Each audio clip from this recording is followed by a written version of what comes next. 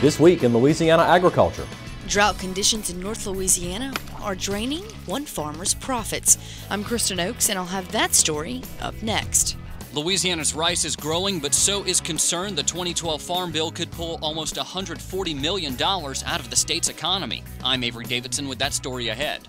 And Louisiana crawfish shows off its diversity in 2 delicious recipes. This week we are back in Holly Clegg's Trimmin' Terrific Kitchen.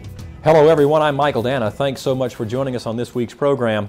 While South Louisiana is enjoying some steady rains, upwards of 10 inches over the last week, the same cannot be said for the rest of the state. According to the Louisiana Office of State Climatology, it's been nearly 6 weeks since any appreciable rains have fallen north of Alexandria. In fact, parishes in North Louisiana remain abnormally dry, according to the U.S. Drought Monitor. Parts of Morehouse, Union, and Caddo parishes are in what climatologists classify as a moderate drought. This week in Louisiana Agriculture's Kristen now takes us to West Carroll Parish, where one cattleman says having to pump water on his pastures is causing his profits to dry up. Cullen Kovac is working hard to keep his business flowing, and his business is growing grass. Sure, he's a cattleman, but to grow these cattle, he needs to grow a lot of grass, and to grow grass, he needs water. Have not had a drop of rain in 7 weeks, and this is going to be the 3rd year in a row that we're having a drought. In this field, you can see the difference just a little water can make. The green strip you see shows exactly where water reached the grass.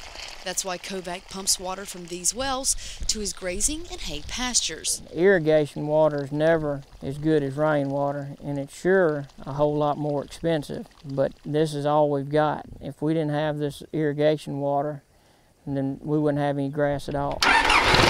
Every time he turns the switch, it costs Kovac about $620 to run this pump. The water doesn't cost anything. You're paying for the electricity. On this field is $8 an acre per watering, and then you got the cost of your poly pipe, which is $300 per 40 acres. In addition to irrigation, Kovac is also working to improve the drainage of his fields.